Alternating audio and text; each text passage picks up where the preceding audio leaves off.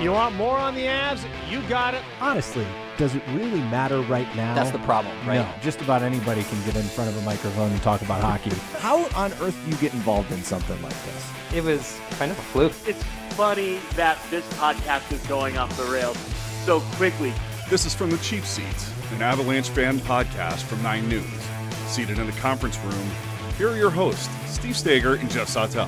How appropriate that an open for a show called From the Cheap Seats hasn't been updated in like 3 weeks since we've now moved to the 9 News green room to do this show. It's in the budget. We just haven't gotten to it yet. By the way, whenever we talk about the cheap seats, I think about these chairs because I have to sit on the front of this chair. Otherwise, the center of it will collapse, and it's not a pretty picture. And the armrest on this one flails wildly around. It's not bolted to anything. I know. So people are getting an authentic experience here in the cheap seats. Good to have you along. Big show today. We're going to talk to Lauren Gardner, the former sideline reporter for Altitude TV, who worked with the Avs for years. She's very gracious. She's wonderful. And we cannot wait to chat with her about what's been going on right now, but also a bit about what's been going on for her as she's now working for the NHL Network. Big time. And I saw her on TV this week and thought, I was like, oh, this is so cool to see somebody. And, you know, I work in TV, so I should be used to that. But it was really cool to see her on a national stage, and we'll chat with her in just a little bit. But in the meantime, boy, maybe the Colorado Avalanche shouldn't be on TV because the one time that they are, they lose in overtime. Still got the point. Got the point. They have not lost in regulation as of this Saturday that we're speaking to you. Got a couple of games between now and when we release the episode. Only team in the NHL that can say that. Yeah. It's a good place to be. I mean, Edmonton's I actually woke up this morning and the Avalanche had posted something that I think they're the lead in the West over Edmonton, but Edmonton is 7-1. They've played one more game. Yeah. But still, the Avalanche have not lost a game in regulation. And we are seeing some incredible things from depth scoring. Oh, which has been the Achilles heel for this team for the last couple seasons. It's been that top line, and that's it. And now we've got legitimately 3 lines that can go out there and put up points on you. You've got Andre Borkowski, who had a game last night. I think he tied a career-high 3 points. 2 goals and an assist on the game winner in overtime. And those were not cheap goals. I mean, they weren't. Sniped them. You know what's interesting, though, and I don't know if you've noticed this, it seems like they've been coming out flat in just the last couple of games in Florida and in Pittsburgh, I think. Well, although they were up on Pittsburgh first. They were, but yeah, the energy didn't seem quite as high. I mean, it's something you can fall into on long road trips, I would imagine. But it's also encouraging that they haven't let that dictate the game. They got past it, got the energy back, and found ways to earn points. Yeah. They've been playing interestingly on the road. Once again, this schedule is just so cattywampus. It's the weirdest schedule to start 4 games at home with a long gap between some of those games, and then to come and immediately out of that, go on a season-long road trip of 6 straight games on the road. I don't know who was making the schedule this year or if it was just because Pepsi Center was busy, but who knows? You assume there's some legitimate reason. We just don't know it, but it is weird. Who's your favorite player right now? You know, I've the last couple of years, I've had a soft spot for JT Compher. And, you know, I know he missed a game in there with some injury, but he's been faster than I thought he'd be. You know, he's always been that reliable sort of third line defensive player, but he's got some offensive grit to him. And it's part of that depth scoring that he's just chipping in where he needs to be. I mean, the points aren't as high as you didn't maybe expect, but the way he's playing, it's going to start coming. It's been fun to watch him on the kill. Yeah. He was electric. I mean, he had another breakaway. Remember that game a couple seasons ago when he scored twice on the penalty on the kill? Same power play. Yeah, which was nuts. It was fun to watch. Yeah. But he is great to watch. Obviously, Matt Calvert's always been my guy. He had a goal the other night. But Andre Borkowski and Pierre-Edouard Bellemare, all these guys that they traded for are just going nuts. I mean, everything that people said, like, well, you know, in a perfect situation, he could be this. And all of them, we're seeing that right now. and we'll see if they can hold it for the season. But it's just so much fun to watch them play right now. Since we taped our last episode, you got to a game. Yes, We've both been to a total of 2 games of the 4 home games.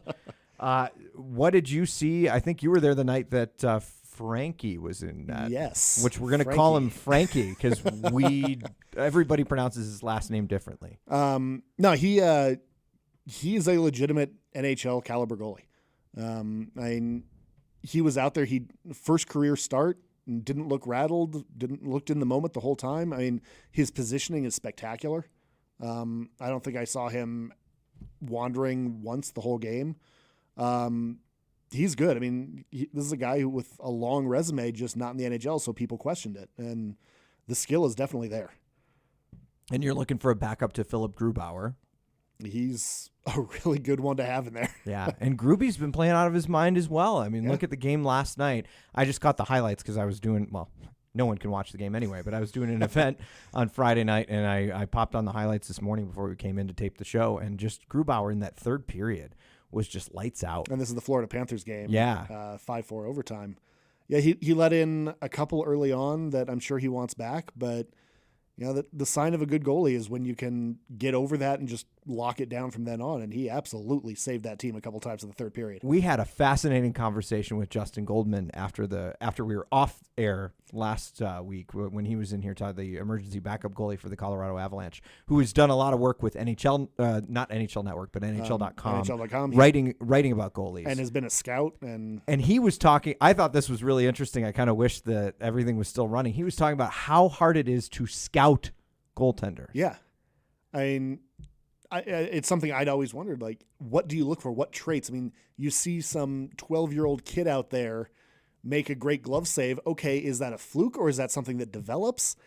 And I loved it. His answer basically was, it's a crapshoot. You don't know. Well, and he was saying that how goaltending has changed so much. Goalies used to have individual styles, and now it's more about just how good is your standard technique. Yeah. Can you be in the right place at the right time and make key saves when you may not be in the right place? And we've seen some great goaltending, at least so far this year for the Avs and across the league. I mean, Borkowski was playing pretty well last night too. It sounded like he was making some key saves on some key opportunities for the Panthers. But again, the Panthers come out, or the Avs come out on top of that one. They lose one in OT, they win one in OT. Hey, balance. What we have? How many OT wins do we have so far this year? 2. I think it's just those 2. Oh no, sorry, we had one earlier on. So I think we're 2-1 in overtime. Remember that streak where I think they only won 3 games last year in overtime? Total. Count your blessings here is basically what we're saying. Wanted to get to some feedback early in the show. A lot of people are asking me. 9 News and Altitude made the announcement yesterday that the Nuggets season opener will be carried on Channel 20. I believe the way that it's working, I think Altitude is paying for the time to put the game on TV. And people have asked, why is this not happening for the Avalanche? I can't answer that question. I'm not upstairs making the decisions. I'm also not with Altitude, so I don't know what their thought process is behind this. But it'll be good to see the Nuggets, who are also supposed to have a phenomenal season, open their season here on Channel 20. Definitely another young, fast, talented team, and good to see them get at least some airtime right off the bat. Yeah. Who knows if this thing keeps dragging on, but I will tell you the way I read it, the fact that Altitude is putting this game on broadcast TV makes me wonder, are they close to a deal? I don't know. I don't think they are. If they're putting this game this far in advance, what are we, a week out, 2 weeks out? I guess we're about a week out. Right out there, yeah. If they're putting this game on TV, it makes you wonder if are they close to a deal? I don't know. And I choose to be the optimist. I'm hoping that it means they're close, but they think it's going to take a little bit longer than that. And that's the only game they feel they should be concerned about. I'm hoping. Hopefully we can, great way to do halftime there and make the announcement that, hey, we'll be back starting next game. You're right. But come on, guys, make it happen. I don't know. And we're going to talk with Lauren a little bit about it, because she's kind of on the streaming platform now. Yeah. And she had some interesting thoughts. We taped it right before we did this segment, but she had some interesting thoughts on streaming from that perspective, from someone who used to work for Altitude. So it's important to get those out there as well. We're planning the hockey road trip. No, can't wait. Oh my gosh. I just yesterday officially got my time off. So now I know I'm good and we can do this. St. Louis and Chicago. Again, if you're planning a road trip, I saw somebody on Twitter who was planning, I think, at one of those New York stays where there are 3 games or 2 games kind of in that general region. Islanders, Rangers, and Devils all in a 4-day stretch, I think. Yeah. We were thinking about that one, but I think that the timing just didn't work. But this will be cool. I always have loved St. Louis. I worked in Springfield, Illinois for 4 years, and that was the closest big city to us. And so we'd go there quite a bit just to kind of get out of the smaller town and into a bigger town. St. Louis is a cool spot to hang out. If you have any suggestions, places we should go and check out in St. Louis or Chicago, email cheapseats@9news.com. We're going to try to take the show on the road there as well. Lots to talk about coming up with Lauren Gardner, the former sideline reporter for the Colorado Avalanche. She joins us next. 9 News wants you included in the conversation, your voice heard, your perspective seen. Call, email, or find us on social media. 9 News listens. In one trendy Denver neighborhood, right next to a golf course, we find an old home almost hidden in plain sight. He's been missing for more than a year. Inside, a 69-year-old man Basically disappeared. so removed from life and people, nobody knew he vanished. Well, there's no way he was there when we searched him. Unsanitary conditions hindered their investigation. More after the coroner's report. Who's to blame? How does a man become He was found in his own home. lost at home? Check out the entire second season of Blame wherever you listen to podcasts. Now time for tonight's Ram Truck starting lineup for your Colorado Avalanche.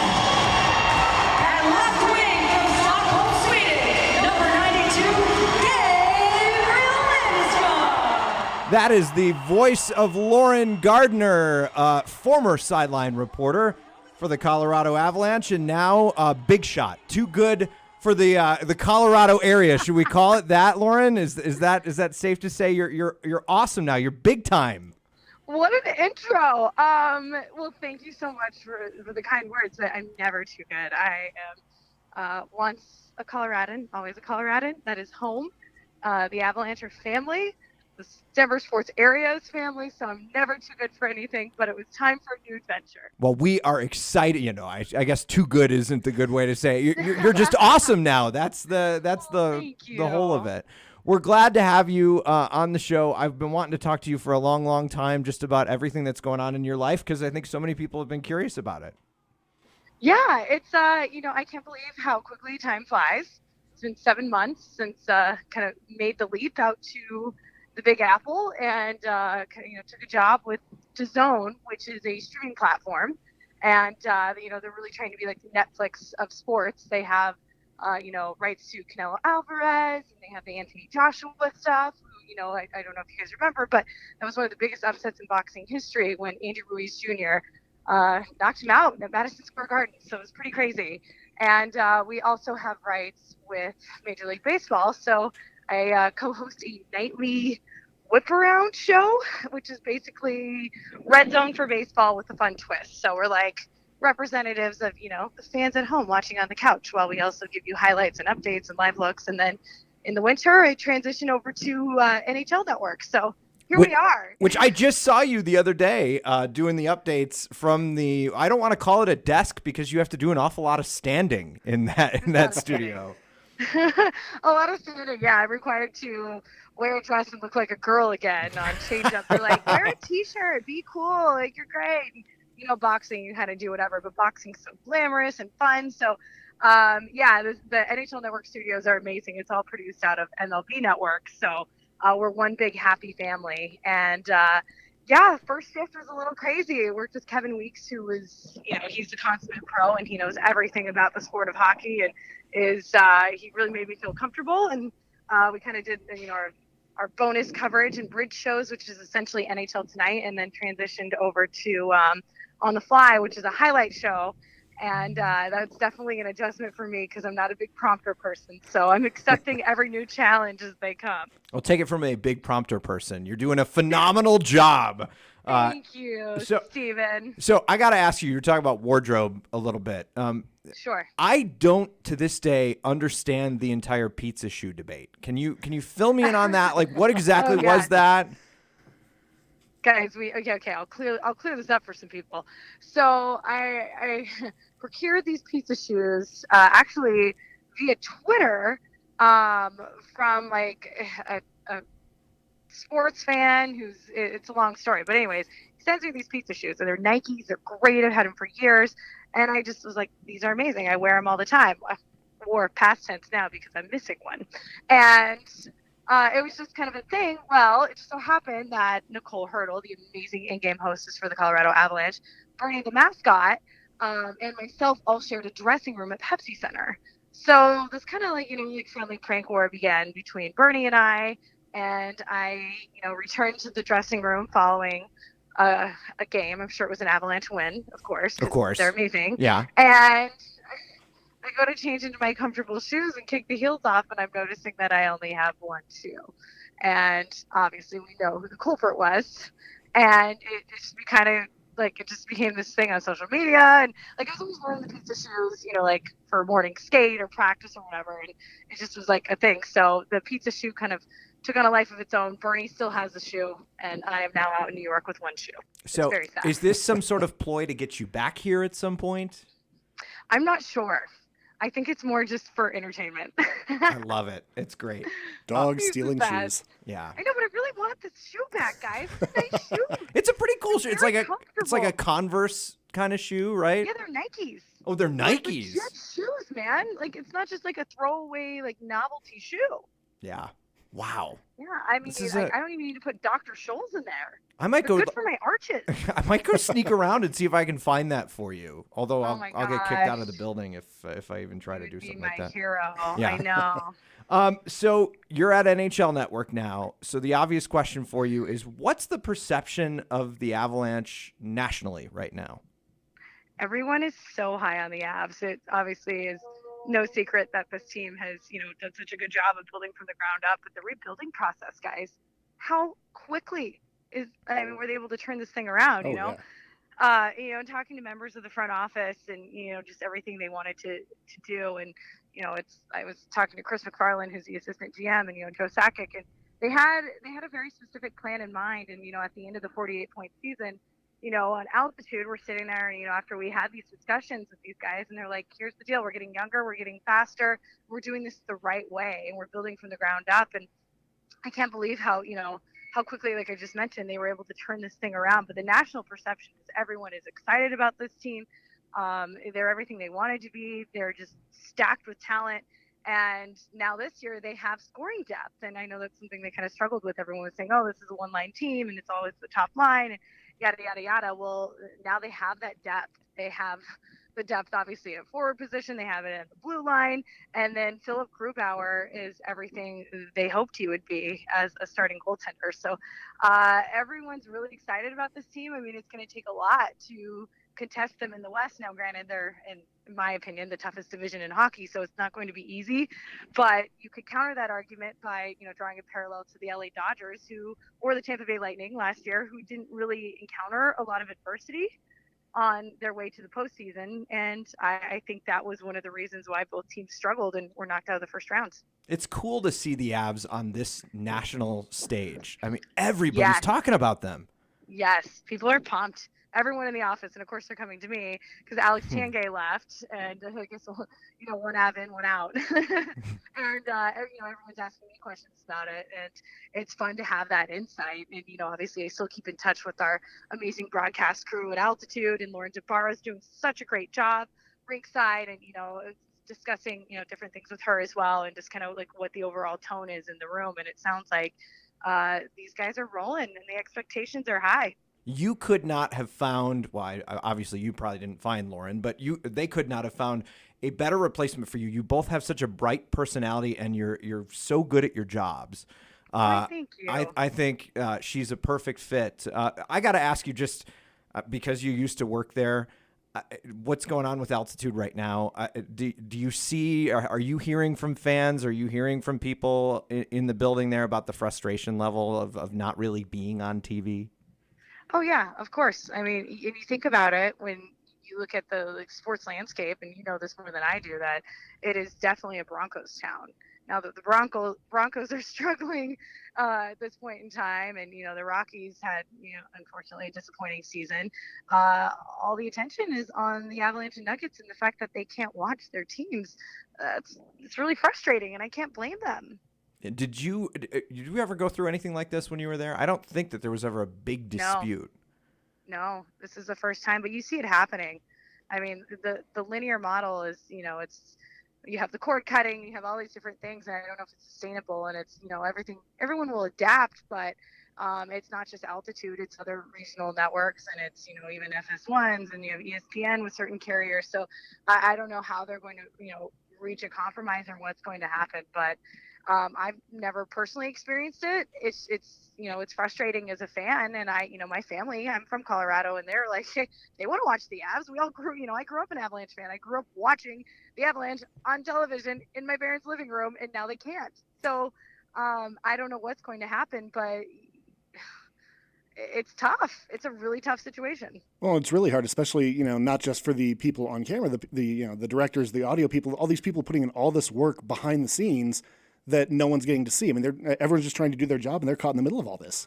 Yeah, it's tough. And I mean, it is a multi-state region. So, that people, in the peripheral are able to watch, but it's really that, it's the Colorado Avalanche, and the majority of people in the state of Colorado are unable to watch their team. And it's so much more than just a game. This is what unites and connects people, and it transcends so many different things. It brings people together, and it's just, man, I don't know what to say about this whole thing. I feel bad for everyone on board because it's a hardworking crew, like you mentioned, and altitude is, will always be my family. So I feel it. I feel for them, and I wish there's more we could do, but unfortunately there really isn't. Well, let's take you back a little bit to your time here in Colorado. Everyone I talk to says that you are one of the kindest people that they've ever met, especially fans who interact with you. And I see you talking to them on Twitter still, even though you're big time now. You're in New York City. Not big time.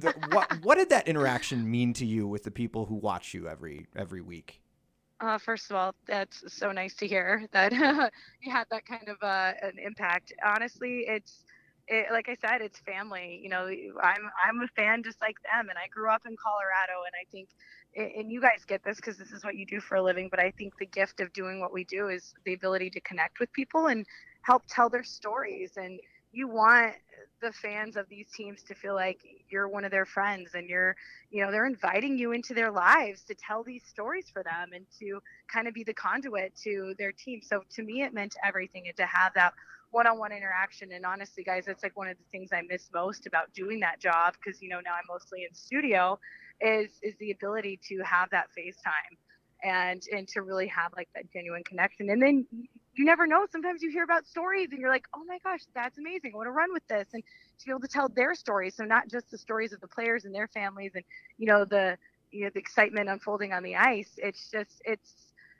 to me, it's everything. It's such a gift to be able to do this, and hopefully, through that, you get to, tell someone's story and it inspires somebody else, and it kind of has that snowball effect. And it's just, super cheesy, but like hopefully it makes the world better, and we're like, we're putting good vibes out there. Yeah, good. The world needs good vibes right now. Yes. Completely agree. I completely agree with you on that too. All right, going back, who was your favorite player to talk to in the locker room? Oh, that's such a tough question. They're not listening. Gabe was on the show recently and mentioned that his dad might listen to this show, but don't worry, I don't think any of the players listen to this. You're safe. Well, I love Mr. Landeskog. He's a great person. Honestly, they all had like various attributes, whether it was Gabe Landeskog, who's a consummate pro, and to his credit, each and every evening during that 48-point season, he stood up and he delivered answers. And for me, like, gosh, that was so difficult, because you're going in there and you understand how painful it is for these guys, not only to lose the way they were, that then they have to stand up and have all these cameras in their faces and try and answer questions that they obviously don't have answers to, for. So it's he's always wonderful, just from the personality standpoint. We always love Ian Cole, Mikko Rantanen, Nikita Zadorov.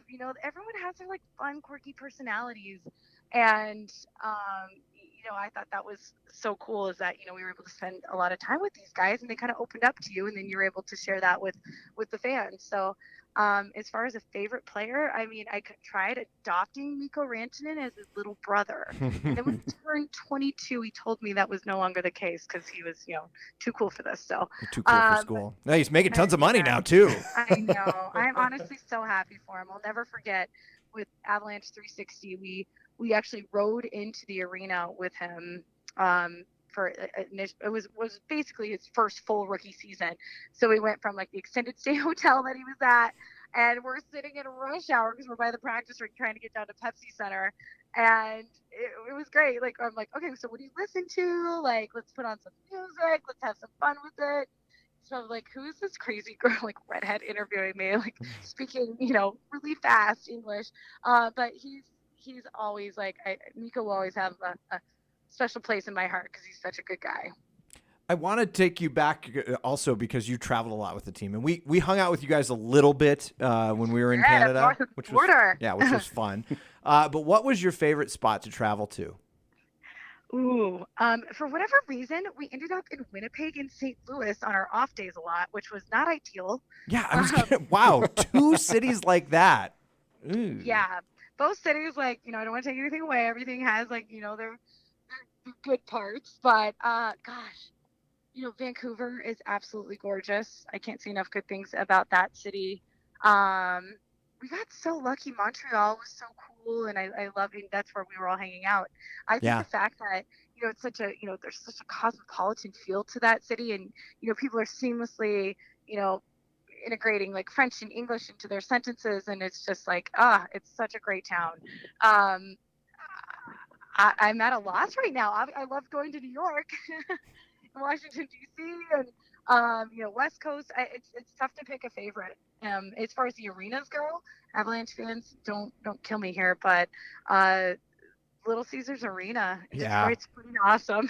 You're talking to a Detroit guy, and it is inside the concourse of that building compared to the Joe, because you spent some time in the Joe, I'm sure, and I did one game at the Joe. That place was a dump.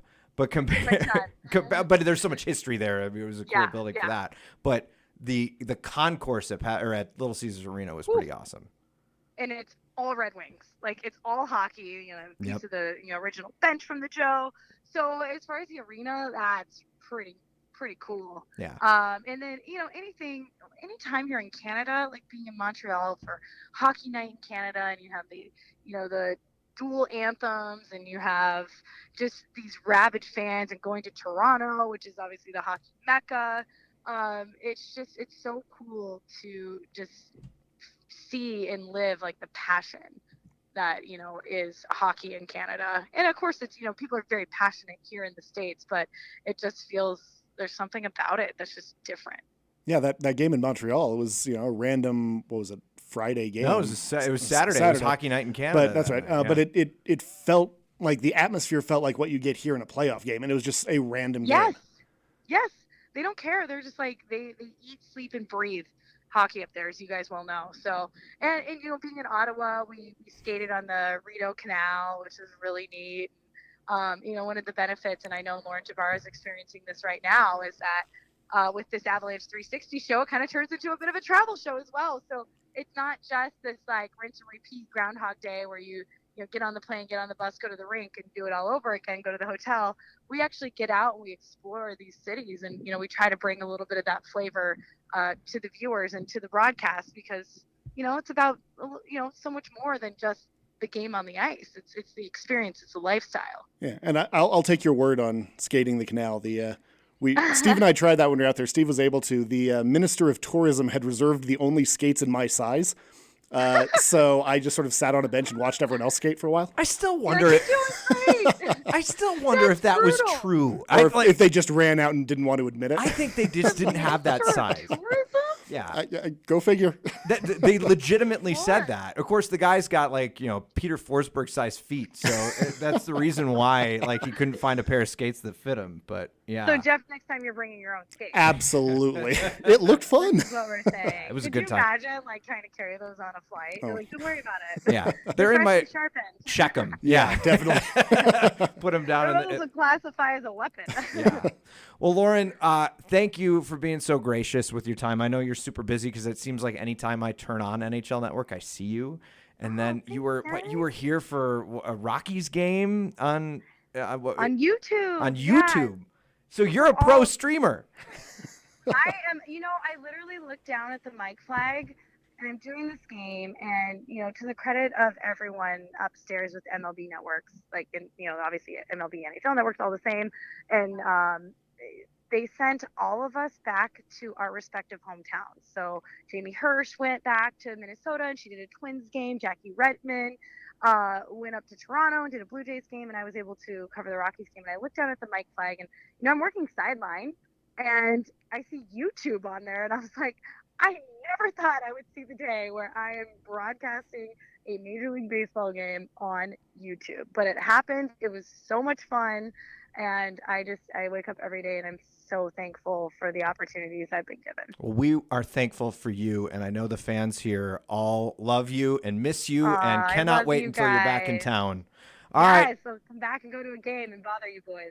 God, sounds good. Well, come up to we're way in the nosebleed, so come up and see us. It'll be fun. That's probably where I'll be too. Lauren, you're the best. Thanks so much. You guys are. All right. We'll talk to you soon.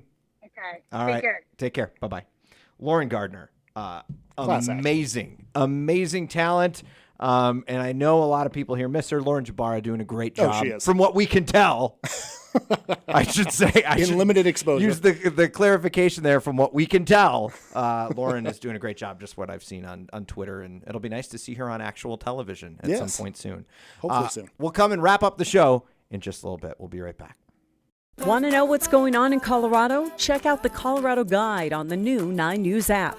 We've got unique and interesting stories from what's happening in our state. Plus, the 9 things to do in Colorado this weekend. The 9 News app. Download it today.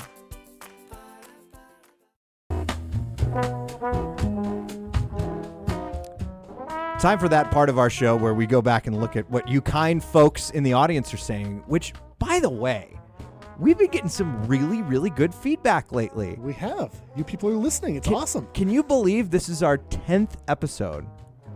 Let me pull the cord, drop the balloons. Yeah. Look at those in the balloons. 9 News conference room. Can you digitally put some balloons? I'm absolutely going to digitally. On the YouTube feed. We people are listening to this, and we really appreciate you taking your time listening.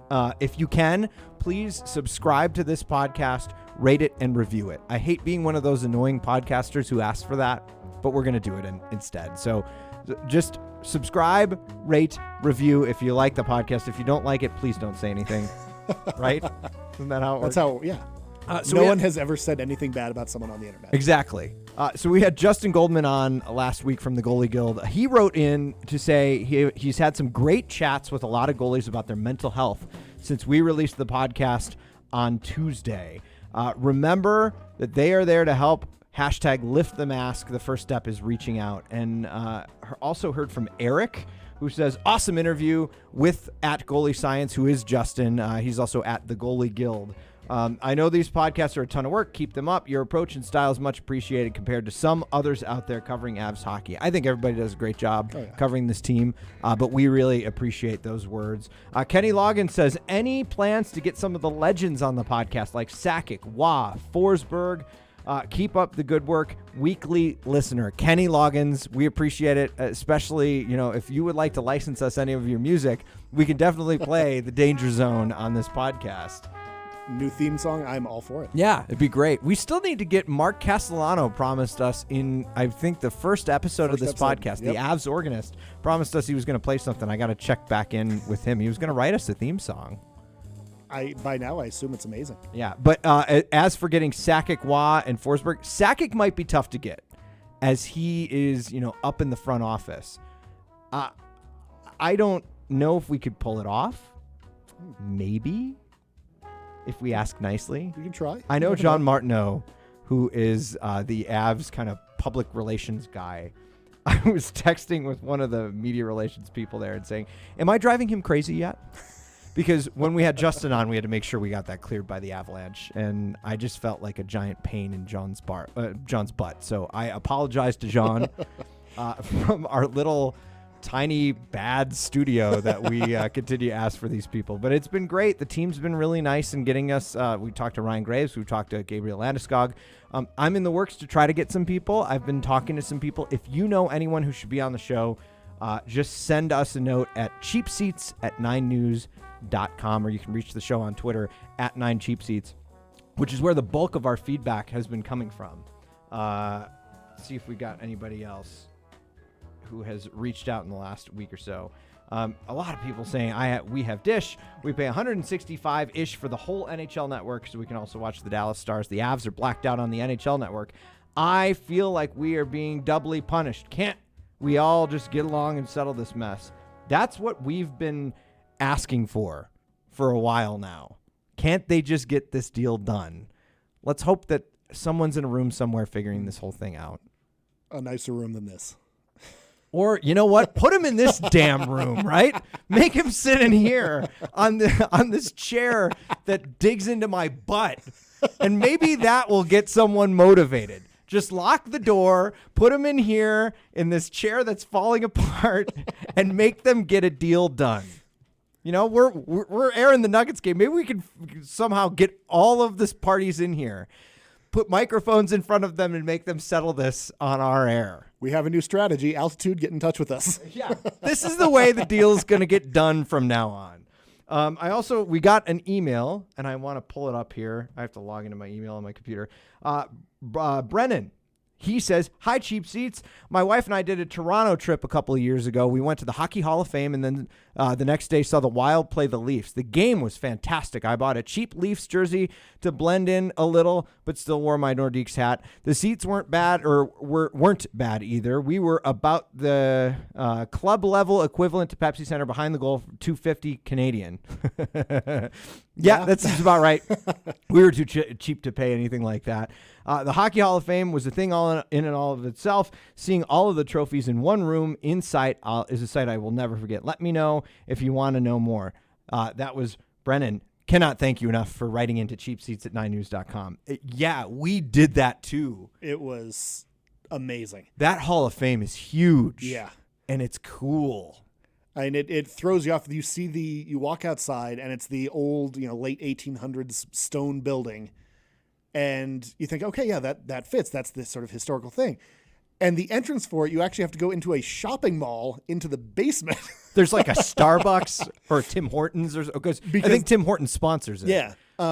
Because pretty quickly, I think they realized there wasn't enough room in that small building. So rather than knock down things around them, they just went underground, which is brilliant. Yeah. There's so much stuff in there. And they had this 3D movie when we were there that we stopped to check out. And we were kind of like hoping it was going to be players playing, but it was a bunch of kids. And yeah, it was like a made for TV movie sort of thing. And it lasted like 15 minutes. Yeah. And it's a cool idea. It was cool. Gretzky was in it. Kind of at the end, he walked in. He did. Yelled at some kids to get off his lawn or something. The great one. The stadium there was so cool too. The energy in that building. I'll say this: the energy in Montreal and Toronto was unmatched, unlike anything I ever like we were talking with Lauren there. It was like a playoff game.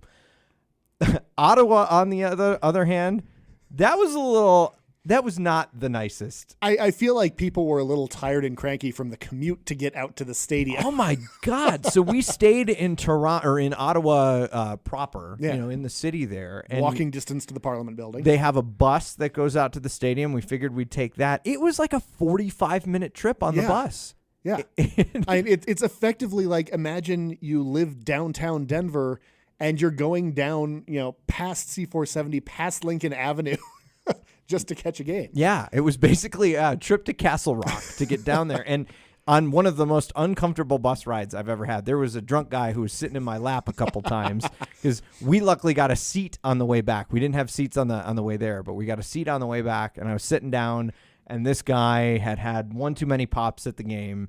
and he ended up in my lap a couple of times. So it was a very comfortable trip back. Which he apologized not to you, but to his girlfriend who was standing on the other side. Yeah. That he apologized to her for sitting on you. He had no idea what was happening. It's okay, though, because we went and got some beer and wings, which is basically a Canadian staple. Everywhere you go, they had a deal on beer and wings. And it was all good. And I was talking to John Glasgow. Apparently that's a Canadian thing that I did not know about.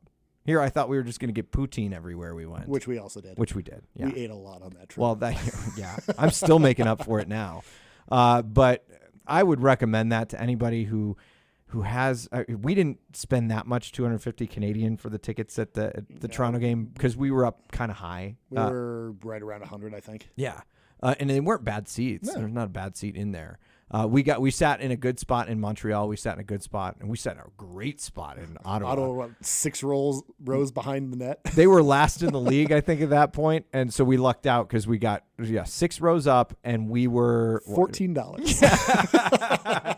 They were more than that, right? Nope. They were $14. $14 a piece. They were? Yep. I have the receipts. Oh my God. They were? Which is why we were okay spending a little bit extra in Montreal to get good seats because it was totally offside. Why didn't we sit on the bench for that game? That was dirt cheap. I forgot that would have about been that. That would have been 18. I mean, that would be pushing it. Yeah. The thing is trying to do this on a budget, which is pretty easy to do. This is another fun tip. If you're going to plan a trip like this, do it during the winter time when no one wants to come to any of these cities. St. Louis, for example, in December, I think we can get a prime real estate Airbnb for like $100 a night or something like that for 2 people. $100 a night for 2 people because no one wants to go to St. Louis in December. Although I think we're going to have trouble in Chicago. Chicago's always tough. There's always demand there. There's always demand there, but it's also everybody wants to go to Chicago at Christmas time. Yeah. The seats in Chicago, that is a hockey city, you can tell, because it's $75 for the seats that we typically pay. What face value is like 24? 30, yeah, for the same seats. So that is going to be a little bit of a balance figuring that all out. But thank you, everyone, for writing in. So we heard from Lauren Gardner. Who else do you want to hear from? Cheapseats at 9news.com. At 9cheapseats is the Twitter handle. Looking ahead, after this podcast airs, I should probably actually pull up the schedule here. So the day we're taping this, tonight is the game against Tampa. Right. Which will be a big test. But we Tampa's don't know record, how that goes. Tampa's record in this, granted, this is all October hockey. Yeah. And we talk about October hockey like this is, we're on a winning streak, and it's great. But there is still a large portion of the season left. Although we're about 10% in. Yeah. If you think about it. And having those points early lets you have a little slump later on, and it won't kill your season. We were talking about how weird the schedule is. Yeah. So Tampa Bay tonight, which is a Saturday, we're releasing this episode on Tuesday, so the Avs will have already played a division rival, the St. Louis Blues, the Stanley Cup champion St. Louis Blues, in St. Louis on Monday. And then the next game is not until Friday, and it's another road game. What do you do? Does the team, I actually don't know the answer to that. Does the team come back to Colorado? Or do they go and skate in Vegas for a few days? I mean, I would imagine normally you just go to Vegas, skate there. I mean, we're kind of in between those two cities. You almost think, why not just stop here and let people sleep at home for 2 nights? Yeah, it would make sense to me. Plus, you get I imagine practicing at altitude is probably a good thing for you. I don't know the exercise science behind that, but practicing at altitude is probably better for your body. Yeah. Because it's where you play most of your games. That's why the Olympic Training Center's in Colorado Springs. But should they do that? Do they come back? I don't know. The Avs Twitter does a great job of talking about where they are and where they're going. By the way, if anyone has a contact information for the person who does the NHL scheduling, we would love to speak to them. Well, not to spoil anything, but I sent an email, and I actually haven't checked on this because I was off for the week, and I haven't looked at my email. But I sent an email to the league because Gary Bettman was here. That's an interview I would love to do. I mean, the pure people who boo him every single time that he is handing out the Stanley Cup in a Stanley Cup final. I want to hear from him. Like, is he aware of that? And what does he think about it? He seems to, have a good sense of humor about it, but do you take that personally? I would take that personally. I mean, and are people still legitimately holding a grudge over the lockout? Or is it just habit and tradition at this point? I mean, I guess anytime I get mad at the league, I get mad at Gary Bettman. But we're working on trying to get him on the show because that would be fun invite him to the. Wouldn't it be great to get? Wouldn't it be great to bring him in this studio with these crappy chairs and make him sit in here and talk to us? That's probably not going to happen. But he was in town. That would be the last episode of the Cheap Seats. Yes. Also, yeah, being an NBC affiliate, it's probably not the best to mess with the chairman. But then again, we're our own thing. We're not part of NBC, so maybe we can get away with that. So anyway, Tampa Bay Lightning on Saturday. Then they've got the Blues on Monday, and then after this episode is released, their next game is not until Friday, and then they return home. It's a back-to-back again. Once again, they're starting the season with this odd. So they go 4-game homestand with a weird 5-day break in between. Then they go on the road for 6 days with, again, another 4-day break in there. Then they come home, their last road game, they play Friday night, and then they play the Ducks at Pepsi Center on Saturday night. Is this schedule ever going to regulate itself? So you've got Ducks on Saturday, and then you don't play another game until Wednesday night against the Florida Panthers at Pepsi Center. They have email me if I'm wrong. Tweet at me. At me, bro. At me if I'm wrong. I believe the Colorado Avalanche have the strangest schedule in the National Hockey League. Because if you look at where other teams are in the standings right now, they've all played a lot more games than the Avs had because they've had these strange breaks. I mean, almost all-star break, like breaks in between games. I know there's a rule now that at some point in the season, every team is required to have a full week off. But that's always like in the middle of the season. But they've had a few weeks off. I know. Like, I don't know what this is. Is that a new rule this year? I think it started last year. And we had ours in February. Huh. But yeah, and they wouldn't do it 3 games in. I don't know what is going on with this. So you're going a Friday, Saturday, then a Wednesday, right? They play the Florida Panthers, and then they're at home again. So this is another 3-game homestand. They go Wednesday and Friday, and then another back-to-back. So then they go Friday against the Stars on November 1st, and then on November 2nd, they're in Phoenix to play the Coyotes. How many back-to-back games are these guys going to play? Ooh, with the travel time. That just sounds miserable. Yeah. Anyway, so yeah, it's a weird schedule. And tell me if I'm wrong. Maybe the whole league is like this, but it seems like the Avalanche have had a difficult schedule, and a 6-game 6-game away stand at the beginning of the season is a good test of a team, and they've done a hell of a job on this road. I don't want to. I'll knock on this wood right now because there's still a lot left to go. But yeah, all right. So that's a weird one. Back to my original point. The next game after this podcast is released is Friday against the Vegas Golden Knights, and we'll be probably taping an episode of this podcast. God willing. 10 episodes in. 10 episodes. Impressive. I'm going to play the sounder and get us out of here at some point here, if I can find it. There it is. There it was. There it is. We appreciate you listening. Again, I'm Steve Staeger, at Steve Staeger. He's Geoff Sawtell. Spells it with the Geoff. He's at fake_Dante. Thanks, Mom and Dad. Yeah.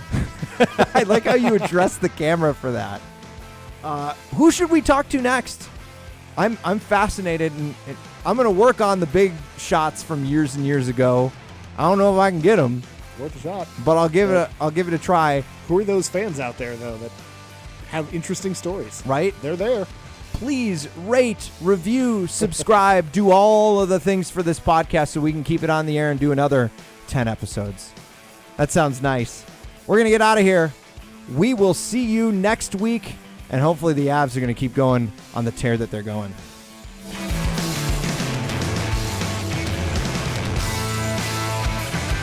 The views and opinions expressed in this podcast are solely those of Steve Staeger and Geoff Sawtell, who have absolutely no business covering sports at all.